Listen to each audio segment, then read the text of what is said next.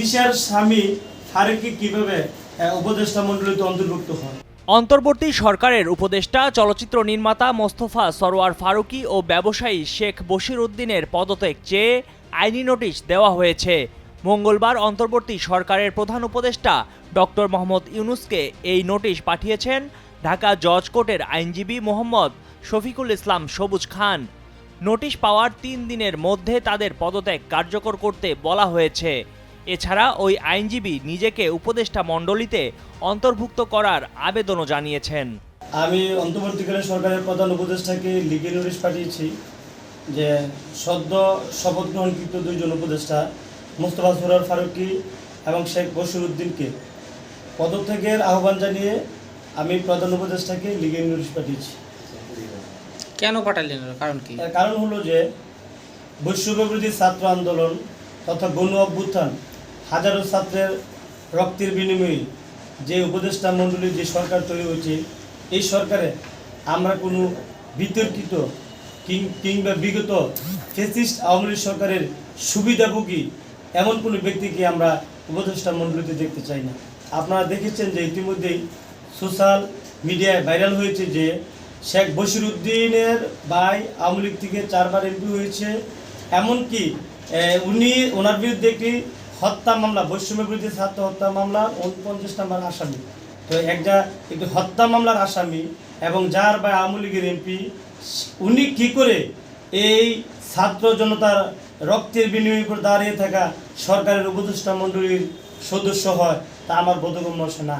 এবং মোস্তফা সরোয়ার ফারুকীর স্ত্রী তিশা, শেখ মুজিব সিনেমা আপনারা দেখেছেন যে মিডিয়াতে ভাইরাল হয়েছে যে শেখ হাসিনার সাথে এই যে তার ছবি, এমনকি শেখ মুজিবর এই যে পুরো শেখ মুজিবর মানে যে পুরা তার পরিবারের ছবি। তো এই সুবর প্লট যদি কেড়ে নেওয়া হয় তাহলে তিশার স্বামী ফারুকী কীভাবে উপদেষ্টা মণ্ডলীতে অন্তর্ভুক্ত হয়? এবং আমি মনে করেছি যে সারা বাংলাদেশে 17 বছর একটি ফ্যাসিস্ট স্বৈরাচারকে হঠাতে আমাদের হাজারো ছাত্রের রক্ত দিতে হয়েছে এবং মিনিমাম 30,000 ছাত্র আহত হয়েছে।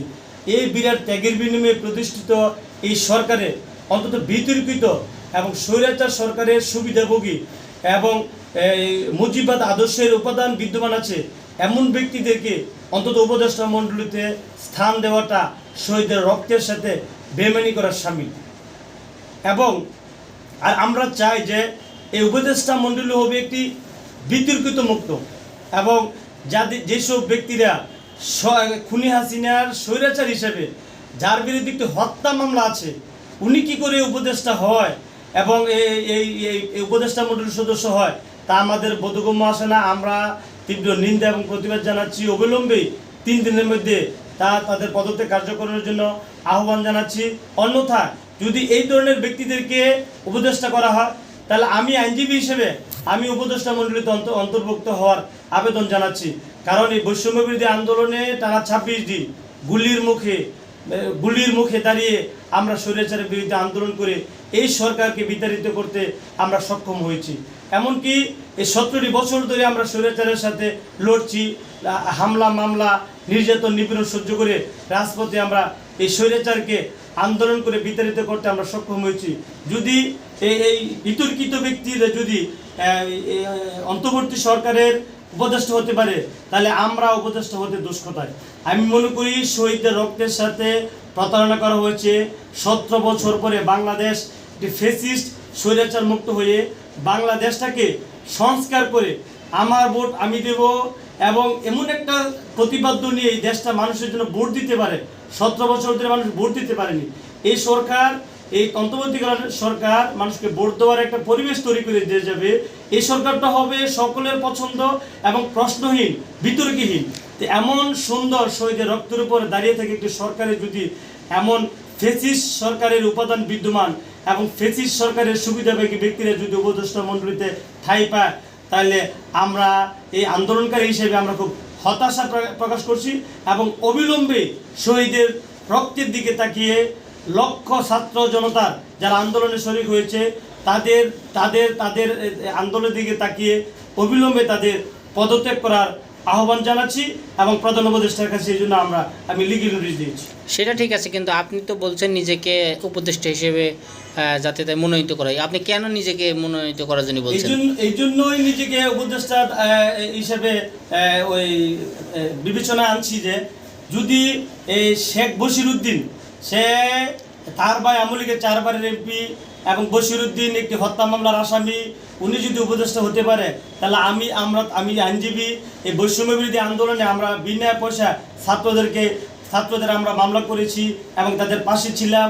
যখন নাকি যে ব্র্যাকের টিচার আসিফ মাহতাব অ্যারেস্ট হয়েছিল, আমরা তার পাশে ছিলাম। বিএনপির সিনিয়র যুগ্ম মহাসচিব সিনিয়র নেতা রুহুল কবির রিজভী সার্জন অ্যারেস্ট হয়েছে, আমরা তার পাশে ছিলাম।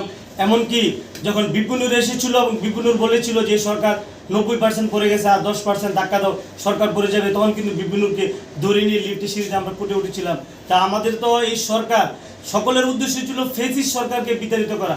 তো এই ফেসিস্ট সরকার বিতরণে আমাদের সর্বাত্মক ভূমিকা ছিল। এই হিসেবে দাবি করতে পারে যদি বিতর্কিত ব্যক্তিদের যদি উপদেষ্টা পদে স্থান পায় তাহলে আমরা কেন নয়। তো আপনাকে যদি মানে উপদেষ্টা দেওয়া হয় তাহলে কোন মন্ত্রণালয় চান বা কি, যদি কি বলতেন?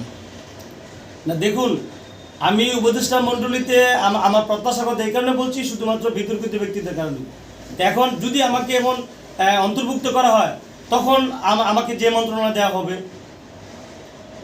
হ্যাঁ, যে মন্ত্রণালয় দেওয়া হবে বা যেখানে আমাকে যোগ্য মনে করবে বা যেখানে আমাকে দিতে চায়, আমি সেখানে যথাযথ এবং সুষ্ঠুভাবে দায়িত্ব পালন করার সর্বাত্মক চেষ্টা করি। কিন্তু যারা ফ্যাসিস্টের সহযোগী আছে এই সরকারের সঙ্গে, তাদের সাথে কিভাবে কাজ করবেন আপনি? না, আমি তো তাদের পদত্যাগ চেয়েছি, তাদের পদত্যাগ করে এবং তাদের স্থলাভিষিক্ত হিসেবে আমাকে হতে হবে এমন না।